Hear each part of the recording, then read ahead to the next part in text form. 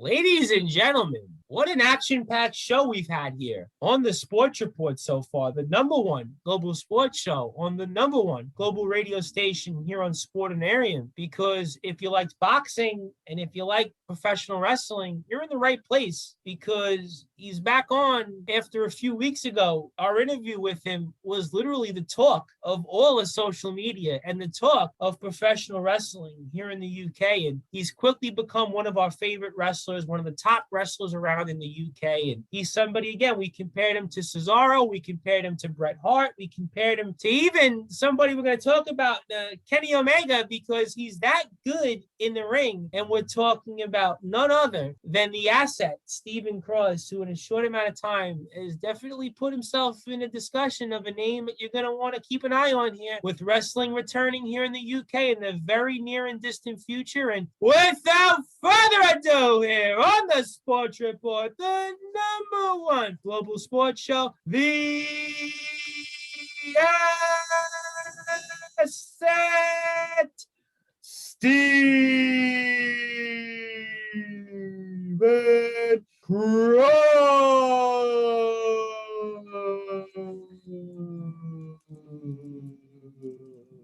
My friend, welcome back.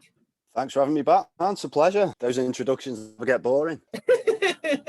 Well, I feel like at this point, I have to always continue to live up to those expectations. We just spoke with undefeated pro boxer Nicola the Hurricane Hopewell, and she said the same thing. I mean, I think you guys come on all just for the intros at this point. Leave aside anything else. But obviously, it's a tremendous honor to speak with you. We're looking forward to speaking with you here on the Sports Report as much as your schedule allots when it comes to talking about all the latest happenings in the world of professional wrestling. It is definitely an action-packed time in the world of professional wrestling. And for our worldwide audience listening here on Sportinarium, it's something I want to talk about with you that I think in a lot of ways means more than WrestleMania 37, because that was the main event to Impact Wrestling's Rebellion. And that was title for title. And that was Kenny Omega versus Rich Swann. And for our worldwide audience listening here on Sportinarium, Kenny Omega is now the AEW champion. He's the All Japan champion. And now, get this, he's the Impact Wrestling World Champion. And that was actually two titles because Moose held one title, Rich Swann held the other title. They unified it, and Swann held both those belts. So technically, Kenny Omega has a lot of gold. I mean, he's literally got gold for a lifetime because he's got 4 world titles he's walking around with. So for our worldwide audience listening here on Sportinarium, what better way to talk about that than with the asset Stephen Cross? And the asset Stephen Cross, from your vantage point, talk about the match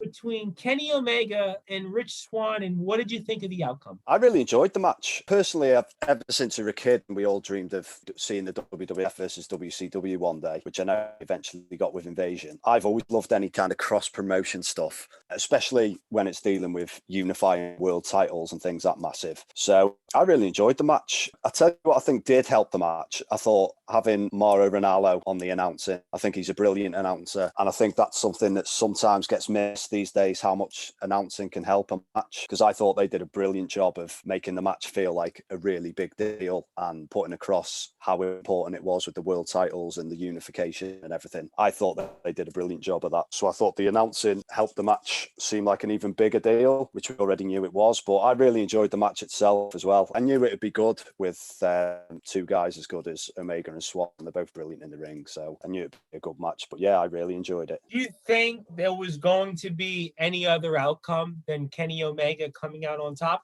Personally, for me, no. I think it was definitely the right call to have Omega come out on top. I mean, stating the obvious, but he's one of the best, if not the best in the world. I think a lot of people share that opinion. So I think he was always going to come out on top. I think that was the right decision. Let's be honest as well, no disrespect to Rich Swann. He's a brilliant talent, but I think Kenny Omega's far more well-known globally, nationally. So I think having him with all the titles is more likely to gain interest from fans of other organisations around the world as well. More notoriety for both Impact and AEW, because obviously Omega's still going to have fans in New Japan. Obviously he's got his fan base in AEW, and then even WWE fans know Kenny Omega is. So I think it was definitely the right call to have him come out on top. What do you think this means for the future of Impact Wrestling? I think it can only help bring other eyes onto their product. as I just said, having a guy like Omega as your number one, as your world champion, especially holding countless other belts now as well, I think that can only bring other eyes to their product. Hopefully it can only help them. I would hope so at this point, because we're going to get to see Kenny obviously Wednesdays on TNT for AEW here in the States. And then Thursdays, you're going to get to see him on Access TV with the Impact Wrestling title, I'm assuming at this point. But let me ask you another question when it came to the outcome of the Omega Swan match. Did you like the 2-referee angle? I didn't mind it, actually. I liked the fact that it wasn't the AEW referee got involved to help him. I liked that she was straight down the middle, came in, got involved, but not to assist him. Actually like that aspect of it. But I didn't mind it, actually. Sometimes I think all the outside interference, it's gaining that balance of what's too much. But I think they got it about right, really. Let me ask you this question when it comes to the Impact Wrestling title. Obviously, Kenny Omega, we're assuming, is going to defend this title at some point. I mean, I look at the Impact roster, though, and I look at it, and it's no disrespect to the Impact roster versus the AEW roster, but I'm not quite sure who could realistically beat Kenny Omega for that title. I mean, do you think it's even going to be then a realistic scenario where maybe, I don't know, Kenny Omega defends that Impact Wrestling title on AEW TV against, I don't know, maybe AEW wrestlers? I personally would like to see that, yeah. I don't know how the business side of that holds up, because I did read about Tony Khan saying that he had to pay for his spots on Impact TV to promote AEW, so that would have to happen the other way around. So that might be why we've not seen as much of the TNA title on AEW TV. So I don't know how the business side of it would fall, but personally, I would like to see him defend it against guys from the AEW roster, because as you just said, I think it is a lot stronger a roster. And can you imagine like Omega defending the titles against Chris Jericho, for example? I think that can only help everybody. I would go even further, because to me, the person that I think realistically down the line that could maybe face Kenny Omega for that title is Christian Cage, who's come back, and Christian Cage has been the Impact Wrestling, when it was TNA's world champion. And that would be something that I would see is a very plausible scenario, because you're kind of seeing him being built up from the ground up, almost kind of like a boxer, where they're fighting different opponents and they're building up to a world title or to a program. So in some senses, the asset Stephen Cross, I could kind of see that as a scenario, because again, I look at this Impact roster and I say, who could realistically beat Kenny Omega? I mean, Matt Cardona, he just lost to his old partner in the WWE. I mean, so that's out. Who else could you really see on the roster? I mean, Moose lost to Rich Swann, so he's not right now with Impact at the moment on TV. I mean, Tommy Dreamer lost to Rich Swann. So Eddie Edwards, who's been the Impact Wrestling World Champion, I mean, but again, I don't see him as plausible. I mean, Trey Miguel's a name I could throw out there maybe, but even him, that's my problem right now with the Impact roster. I mean, how long could Kenny be champion? I mean, that's another question. I mean, what do you think here in terms of Kenny holding that title? Because I just named you wrestlers on the roster of Impact, and I just don't see any of them as believable. Going back to my original point here a few minutes ago, the asset Stephen Cross. Yeah, I think you've hit the nail on the head there. Going back to what you said about Christian Cage, I think that's a great point. I'd love him to eventually get the shot. I just say he's got all the history with when it was TNA as well. He's been the champion. Hopefully they're going to build him up to be a credible threat to him. And Christian's brilliant. Going back to the announcing of the match, actually, that's something that bugged me about the announcing for the WWE Royal Rumble in January, that Christian came back, and the way it was announced, you'd have just thought, oh, it's any old guy coming out. It didn't make it feel as big a deal as it felt to me. A guy as good as Christian coming out of retirement. So I was really happy to see him appear in AEW, and hope he is the one to get the shot. I really do. I think long term, I think Omega could hold it for a while. You said something interesting there, and I want to go back to that because you mentioned the Royal Rumble. Christian was actually a pretty big part of that Royal Rumble. And if you remember last year, the Royal Rumble was one of the last events that had fans, but Edge's return to the Royal Rumble was a huge huge deal. I mean, you saw the vignettes, you saw the packaging, the way Edge was hyped up. But yet Christian, I mean, here's a guy that has been a world champion also. Here's a guy that is a part of some of the most historic matches in WWE history, and he's influenced a generation of wrestlers. If you think about it, right? We've got the Young Bucks. I mean, there is no Young Bucks without Christian. Kenny Omega, you could make the argument, is probably no Christian without a Kenny Omega. I go up and down even the current WWE roster. I look at a guy like Daniel Bryan. I look at a guy like Seth Rollins. I look at a guy like Cesaro. I look at so many different guys I see in that WWE roster, included Christian played a big role to their careers. I mean, do you think what you just said in terms of the lack of promotion, the lack of hype for Christian's return to Rumble, do you think that that played it all into his decision of leaving the WWE? I do, yeah. I saw a couple of interviews where he said he had no idea whether they wanted him back or whether it was just going to be a case of one appearance in the Royal Rumble and then done. So obviously he's got the taste for it again and he knows he can still physically go. So I think that all went into the decision for him to sign with AEW rather than stay at WWE or try and re-sign with WWE, whatever the case was. I kind of think right now that the future of professional wrestling, and we talked a little bit about this when we did the full-length interview with you a few weeks ago, which you can find on our YouTube page at the Sports Report, the #1 global sports show. Is we have a few more minutes with the asset Stephen Cross, one of the top professionals around in all of professional wrestling. And I am the host of the Sports Report, America's greatest export, the host of the Sports Report, the Reverend Tom Bryce. We have a few more minutes with the asset Stephen Cross talking all things related to the Kenny Omega Rich Swann outcome, which now sees Kenny Omega now as the AEW Impact Wrestling World Champion. And I kind of think right now the future of professional wrestling, the asset Stephen Cross, is going back to the old days of the territories when you had the NWA, you had the AWA, you had the then WWF. And I kind of think in a lot of ways this is a positive for professional wrestling in the long term, because for a long time it was, if you weren't in the WWE, you weren't anywhere. I mean, yes, TNA was around, you had TNA, but I think now there's so many opportunities. I mean, MLW is back, the NWA is back. And I'm going to ask you a hypothetical, and I don't even know if it's possible at this point, but hey, I'll throw it out there because you're the asset Stephen Cross and you're a professional wrestler. I mean, with Kenny Omega now holding the Impact Wrestling title and now holding the AEW title, I mean, we've seen Thunder Rosa, who's from the NWA and AEW. I mean, why not have Kenny Omega on NWA Power? Why not have, who knows, Kenny Omega on Court Bauer's program, MLW? I mean, do you think now we've opened Pandora's box in the wild, wild west of professional wrestling with this outcome? I hope so, yeah. As you say about the old territory days, I would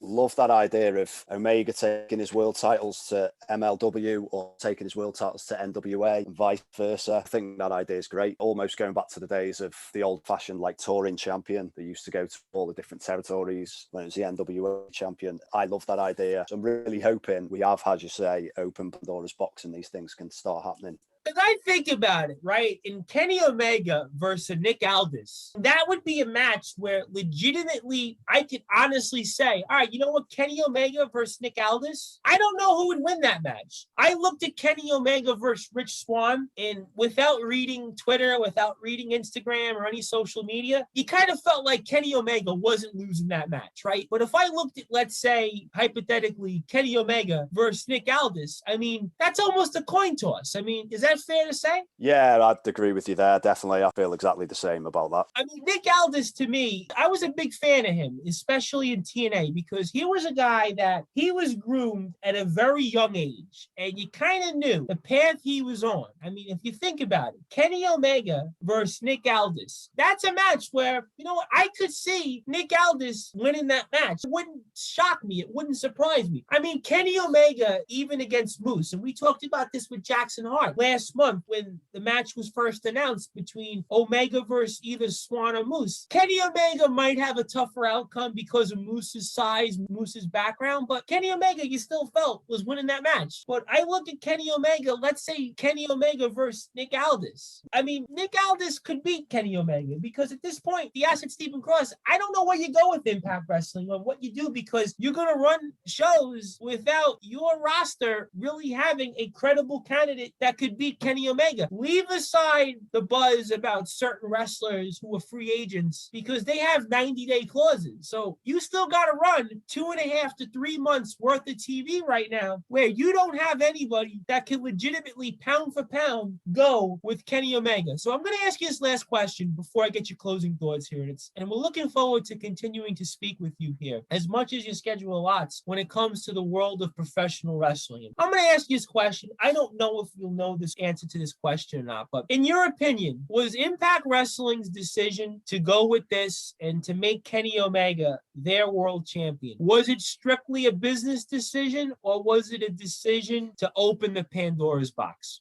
I think it was probably a business decision with the hopes that they can work more with AEW and other organizations in the future that may help them. That's the way I would look at it personally. Well, I know one thing, ladies and gentlemen. I'm very excited to talk about this. And we're very excited to talk about the future of professional wrestling because the future of professional wrestling is in very good hands. And listen, if Kenny Omega doesn't have any opponents, well, the asset Stephen Cross is out there. And if anybody has seen the asset Stephen Cross in the ring, I think, Mr. Omega, you would be in for a world of hurt and for a world of punishment. So listen, Mr. Omega might have Don Callis, but Mr. Stephen Cross, we would hope, would have the Reverend Tom Rice to help him make sure he takes those titles because if Impact Wrestling can find a champion, we have the asset Stephen Cross to take those titles, and I'll be gladly able to cut a promo on Mr. Callis and Mr. Omega. I have full confidence in my abilities, and I have full confidence that the worldwide audience listening here on Sportinarium would support that. And I know that Mr. Trevor Lake is now a promoter and a businessman, obviously promoting the historic all-female fight card here on Fight TV this past weekend. So I'm sure that he could definitely speak with Tony Khan, and we can make something happen. So we'll certainly see what the future has to offer.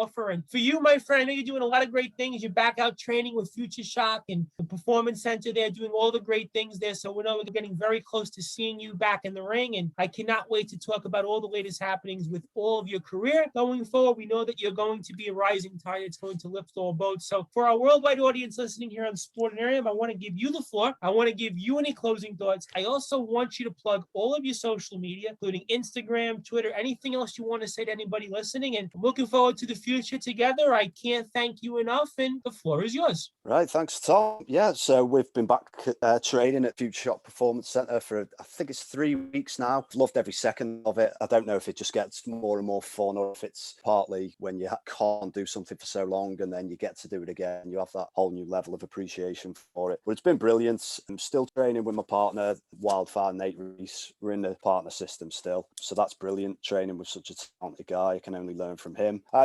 On Monday, I actually got the chance to meet Rick Marcus and RP Davis at training as well. They both seem two good guys, and we all know they're destined for great things this year. And yeah, yesterday it was announced that Future Shock Wrestling's coming back. I think it's dates in June, July, and August. So we just can't wait for that to get up and running again. And plug your Instagram and social media so we can all keep up to date. And also a shout out to Nate Reese as well. We know that we've been in touch with Mr. Reese, and we're looking forward to having him on the air one of these days. But most importantly, my friend, plug your social media. Right, so you can find me on Twitter at theasset1169 and on Instagram at SparkyS316. So that's SPARKYS316. And that's where you can find me and follow me on social media and everything I'm up to. And we cannot wait for that. A rising tide lifts all boats. We know that you are going to be that rising tide. So I'm looking forward to seeing all the great things that you are going to do, my friend. And congratulations on being out there, and give our regards to Nate Reese. We know that we are going to have him on the air here very shortly in the coming weeks. So we're looking forward to that. And I can't thank you enough. And I'm looking forward to speaking with you hopefully next week. All right, great for having me back. Thanks, Tom. Appreciate it. As we're here on the Sports Report, the number one global sports show with the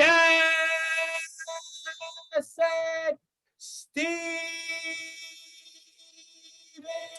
Cross,